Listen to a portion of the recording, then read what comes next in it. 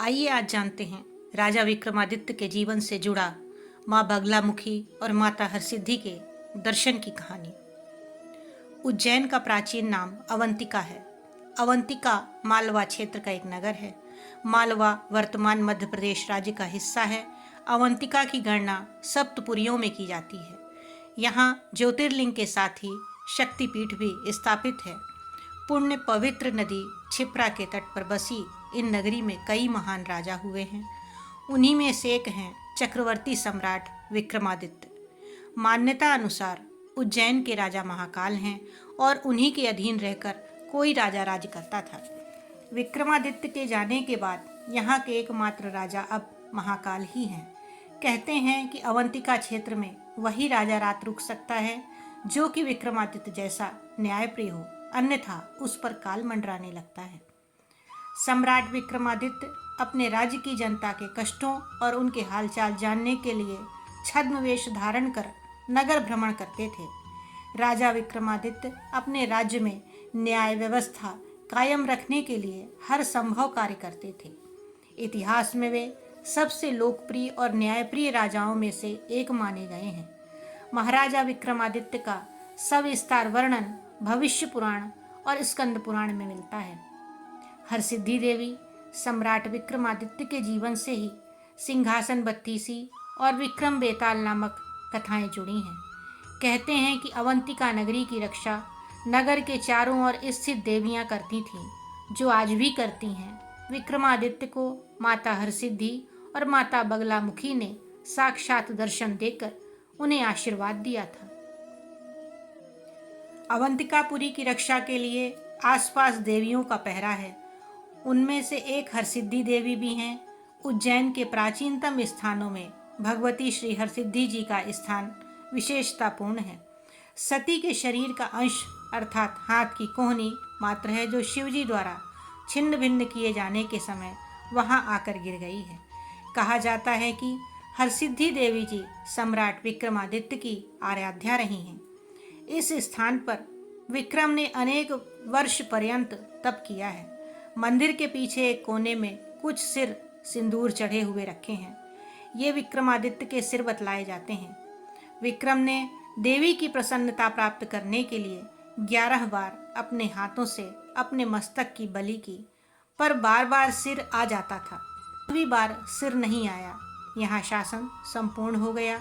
इस तरह की पूजा प्रति 12 वर्ष में एक बार की जाती थी। बगलामुखी ने दिए दर्शन। कहते हैं कि डोंगरगढ़ छत्तीसगढ़ जिला मुख्यालय से 38 किलोमीटर दूर पहाड़ों में विराजित हैं। माँ बगलेश्वरी के 2 मंदिर, पहला मंदिर ऊंची पहाड़ी पर और दूसरा मंदिर के प्रवेश द्वार से पश्चिम दिशा में स्थित है।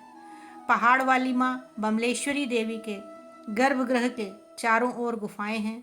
अंचल के लोग नीचे मंदिर में स्थापित माता को छोटी बमलाई और पहाड़ों वाली माँ को बड़ी बमलाई कहते हैं।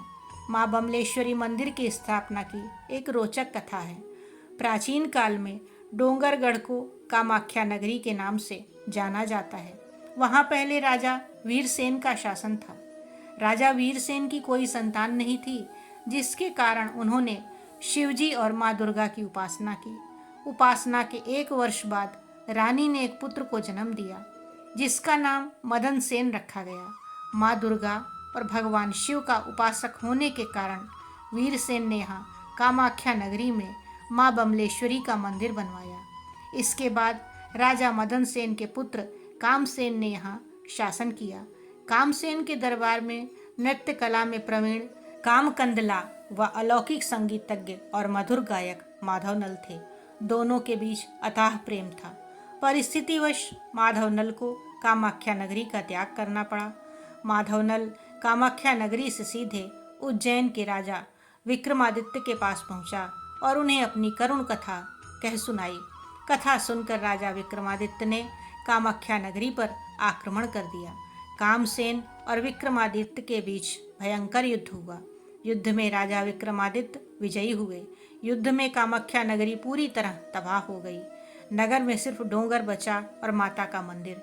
युद्ध के बाद विक्रमादित्य ने माधवनल और कामकंदला की प्रेम की परीक्षा लेने के लिए यह अफवाह फैला दी कि युद्ध में माधव नल वीर गति को प्राप्त हो गया है। जैसे ही यह समाचार कामकंदला को मिला, उसने एक तालाब में कूदकर अपने प्राण त्याग दिए। यह तालाब आज भी मंदिर के पास पहाड़ी के नीचे स्थित है। कामकंदला की मृत्यु का समाचार पाकर माधव नल ने भी अपना जीवन समाप्त कर लिया। राजा विक्रमादित्य को जब यह समाचार मिला तो उन्हें गहरा पश्चाताप हुआ। उन्होंने माँ बगलामुखी की आराधना शुरू कर दी, लेकिन माता ने दर्शन नहीं दिए। इसके बाद राजा विक्रमादित्य भी अपने प्राण त्यागने के लिए तत्पर हो गए। इसी समय माँ बगलामुखी ने राजा को दर्शन दिए। वरदान मांगने पर राजा ने कामकंदला और माधव नल का जीवन और माँ बगलामुखी के कामाख्या में ही निवास करने का वर मांगा। तभी माँ बगलामुखी साक्षात रूप में यहाँ हैं, ऐसा कहा जाता है।